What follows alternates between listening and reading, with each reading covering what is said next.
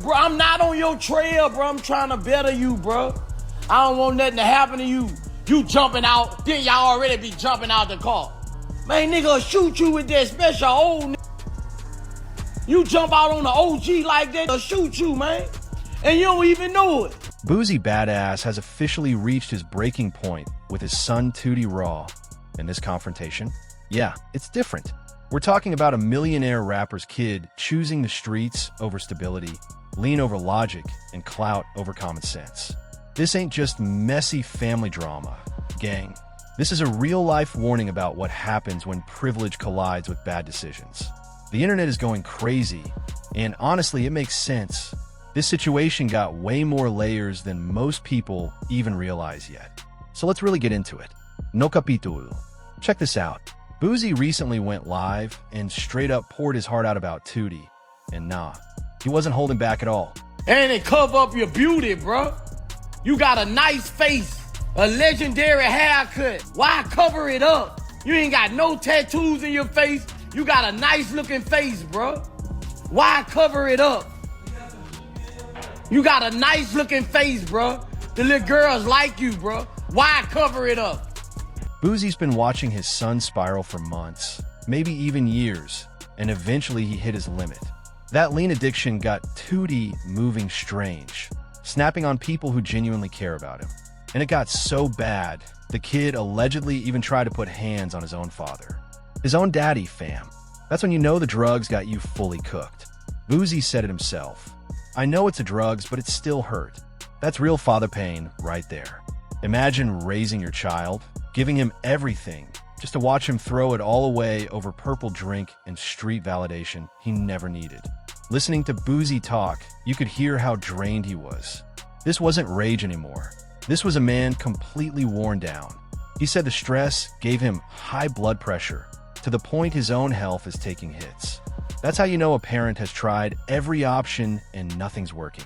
And here's where it really gets crazy, gang.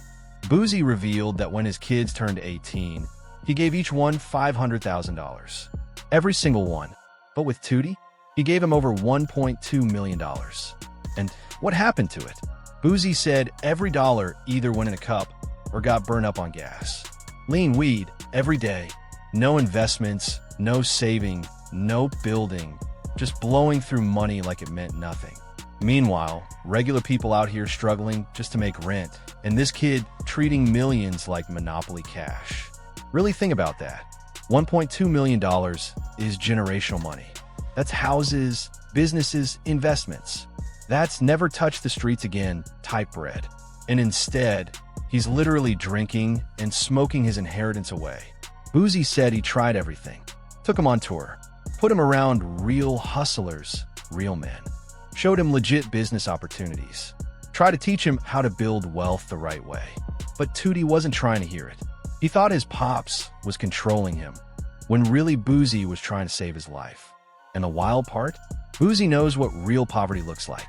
He came from nothing and built an empire. So watching his son waste everything he worked for had to feel like watching his whole legacy go down the drain. Now let's get into how this situation got even messier. Charleston White, and yeah, you already know he stays in drama, allegedly set Tootie up and got him arrested for having a switch. For anyone who doesn't know, a switch turns a regular Glock into a fully automatic weapon. That's not a small charge. That's federal time. And Charleston wasn't quiet about it either. He went online bragging, saying he knew Tootie had that switch, called him to pull up, and boom, police waiting. Talking about getting him 10 years off that move. And from there, yeah, things only got worse. Hey, TMZ, Tootie Raw, Lil Boosie son, I just put his ass in jail. I told his baby mama don't be talking that goddamn shit to me. I knew that boy had that switch in it. Cause you know they get him over there. They get him 10 years over that bitch. According to Charleston, Tootie had been threatening him and even tried to ban him from Atlanta. So what does Charleston do? He sets up a whole operation, lets Tootie know where to pull up, and when the kid shows, boom, police right there waiting. That's some calculated, next-level type stuff. But peep this, Charleston had been calling out Tootie for a minute. Said he was moving reckless, carrying illegal weapons, and making threats. He even claimed he knew exactly what Tootie had on him before making the call. That means this wasn't random. This was Charleston watching Tootie's patterns and using them against him. I got Tootie Raw ass arrested within 2 hours of stepping foot on Atlanta soil. I told y'all I was gonna get him. I told y'all, say this, somebody gonna get my bag. Somebody gonna get my police bag. Now, I'm not saying Charleston was right for snitching, but let's keep it 100. If you're carrying illegal weapons and making threats, you're asking for trouble. Tot walked straight into that trap because he was predictable, moving reckless. A real street dude would have seen that coming from a mile away. And the federal charges Tootie's facing? Nah, they ain't a joke. We're talking 10+ years, potentially. That switch charge is serious business. And with his history, prosecutors are going to throw the full book at him. You gotta learn from your mistakes. But when people get grown, that's what make you better as a man. That's what grow you up. The mistakes you make gonna make you a better person, or you gonna be a dummy. So that's what changed me. The mistakes I made. That's what make you smarter. That's what make you richer. That's what make you more wiser from the mistakes you made. Here's what's really got people talking. Tootie Raw is the perfect example of a suburban rapper trying to be hood. This kid grew up in $1 million mansion with everything he could ever want. His daddy already paved the way, escaped the struggle, and secured the bag for the whole family. But instead of appreciating it, Tootie wanted to go back to the streets of Baton Rouge and play gangster. Reports say he was allegedly moving pounds and making $1,500 a day. But why? Your pops is worth millions. You don't need to risk your life for pocket change when you already got generational wealth. It's like he was trying to prove something to people who don't even matter. Trying to build his name in the streets when his last name already carries weight. That's backwards thinking, fam classic identity crisis. Tootie probably felt like he didn't earn his position, didn't deserve the respect of being Boosie's son. So instead of building on what his father gave him, he wanted to create his own legacy, even if that legacy meant illegal activity and self-destruction. The irony? Boosie fought to escape that life, and his son is fighting to get back in. And then Charleston went off on Boosie about how he raised Tootie, and some of his points actually hit different. Charleston said Boosie raised him in dysfunction, put cameras in his face before he even had a conscience, let him see things a child shouldn't. No cap, that's facts. Boosie had Tootie around the rap game from day one, exposed him to that lifestyle before the kid could even understand the consequences. When you put a child in adult situations, don't be surprised when they make adult mistakes. Tootie grew up around money, drugs, violence, and street politics, saw his pop's associates, heard talks of illegal activities, and watched that lifestyle get glorified firsthand. To him, that probably seemed normal. Put them foes up, Tootie. Where you from? Put them up. This Tootie badass. Tell the camera where you from. Cross the what? Track. Charleston also called out Boosie, saying he taught Tootie how to crash out before he taught him how to think. Damn, that's harsh, but might be true. We are glorifying street life in your music, and your kid is watching. What kind of message does that send? Boosie's music is loaded with references to drug dealing, violence, and street credibility. That's his art, his truth. But having a young kid constantly exposed to that probably shaped Tootie's whole worldview in ways Boosie didn't see coming. Even Boosie admits he made mistakes, stressed, high blood pressure, health suffering. That's when a parent realizes they might have played a part in their child's downfall. And let's be real, the entertainment world is notorious for screwing up celebrity kids. Always in the spotlight, surrounded by adult situations, hearing about your parents' past struggles and illegal activity. It warps your sense of reality. Now that you get older, you be like, bro, like, how the f you 40 years old still gotta look over your shoulder, you know, from your past. That's a f***ed up feeling. When you gotta go especially when you go in your city, you gotta look everywhere over your shoulder. Like, that shit wasn't worth it. The respect you got for anything you did ain't worth you being a older man looking over your motherfucking shoulder. That's right. Now let's talk about the elephant in the room, Tootie's lean addiction. Boosie said it straight. That damn lean got my son. And anyone who knows lean knows it ain't just a casual high. That stuff changes your entire personality. Makes you paranoid, aggressive, unpredictable. Boosie described watching his son think different, move funny, snap on people who love him. That's classic addict behavior. The drugs become bigger than family, bigger than money, bigger than your own future. Lean is extra dangerous because hip-hop often glamorizes it. Artists rap about sipping syrup like it's just a lifestyle choice. But the reality? Lean's got codeine and promethazine, highly addictive opioids that can cause respiratory depression, seizures, and even death. Charleston had some harsh truths too. He said the lean ain't really Tootie's problem, it's his escape. He's sipping because he's numb, running from reality. And that might be exactly what's going on here. That addiction probably started as a way to cope with the pressure of being Boosie's son, the expectations, the identity crisis, the constant scrutiny. But like all addictions, it quickly became the main problem instead of the solution. Here's what's even crazier. Tootie had access to the best rehab, top doctors, unlimited resources. But addiction don't care about your bank account. It destroys anyone equally. And the wild part? Tootie was trying so hard to be accepted by people who would never have his back like his family does. Wanted to fit in with the hood. Wanted street cred. But for what?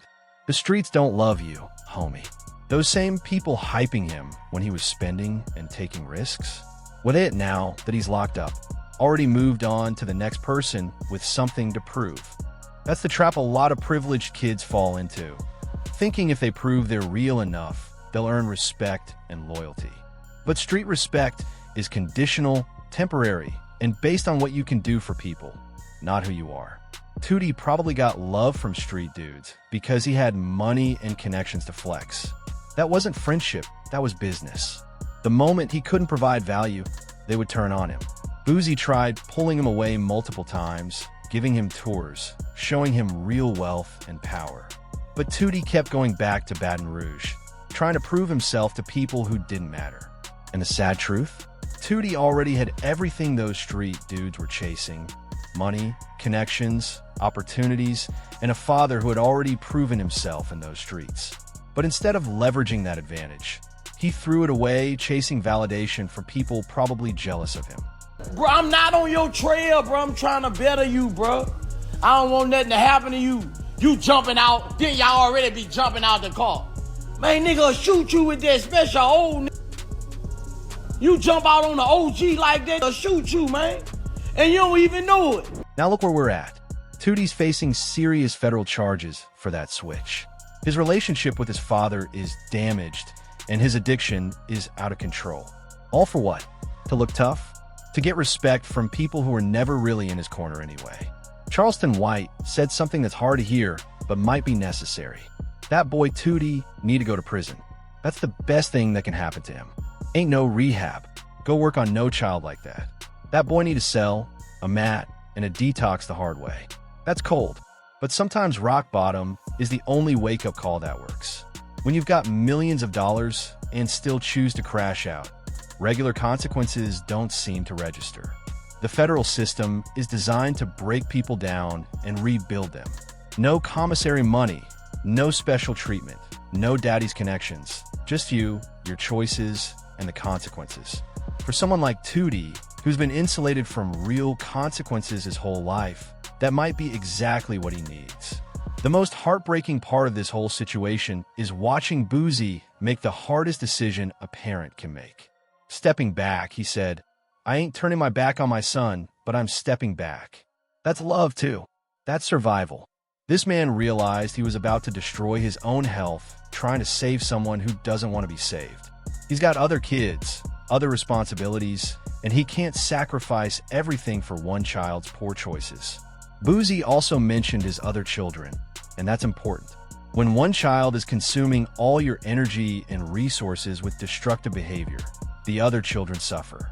They watch their sibling get all the attention, even if it's negative attention, and they see their parents' health deteriorating. How many other celebrity kids are going through similar struggles? How many parents are watching their children throw away opportunities that most people would kill for? There's also the pressure of living up to a famous parent's legacy. Tootie probably felt like he could never measure up to Boo's street credibility and success. So instead of trying to surpass his father, he tried to recreate his father's past, even the parts Boosie was trying to leave behind.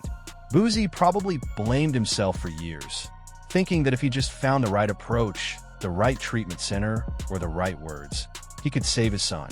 But the reality is that Tootie had to hit his own rock bottom before he'd be ready to change. Who's my oldest son? Does he remind you of you? Yeah. The way he is? Yeah. It remind me of me so much. But I kind of, sometimes I got to blame myself sometimes for, my son. My son grew up at a time where I was really in the streets, He was with me all the time, he really come up around it. I should have separated my son from a lot of stuff. I thought that was cool, but it was ignorant at the time. I got on this the other day, what the hell are you rap? I don't like my son rapping about all this murder and all this stuff. What I showed him? What else he did? What else I done showed him since he was a boy? Bro, we was raising these kids wrong. At the end of the day, this whole situation is just sad, fam. You got a father who worked his way out of poverty, built generational wealth, and tried to give his son every advantage in life. And you got a son who threw it all away, chasing something that was never real to begin with. This situation shows that money can't solve everything. Privilege can actually become a curse when it's not paired with proper guidance, boundaries, and consequences. Tootie had every advantage in life, but he also had the disadvantage of growing up in an environment where destructive behavior was normalized and glorified. The lean addiction, the weapons charges, the street credibility obsession. All of these are symptoms of deeper issues that money can't fix. Identity crisis, lack of purpose, pressure to live up to impossible standards, and the glamorization of self-destructive behavior. Maybe this wake-up call will be what Tootie needs to get his life together. Maybe facing real consequences will finally make him appreciate what he had. Or maybe this is just the beginning of a longer, darker journey. Federal prison could be his salvation or his final destruction. It all depends on how he chooses to handle it. Either way, this situation should be a lesson to everyone watching. Money can't buy good decisions. Privilege doesn't guarantee good choices. And sometimes the people who love you most have to step back to save themselves. The streets don't love you back. Addiction doesn't care about your bank account. And respect earned through fear and violence is temporary and hollow. Boosie did what he had to do to protect his own mental health and his other children. That's not giving up. That's survival. And maybe, just maybe, it's exactly what Tootie needs to finally understand that his choices have real consequences. What do y'all think? Drop your thoughts in the comments. Should Boosie have stepped back sooner? Is Charleston White wrong for snitching? And can Tootie turn his life around? Or is it too late? Let me know what you think, and make sure to subscribe for more real talk content like this. This type of situation is happening in families everywhere, and we need to keep having these conversations. Peace out, gang.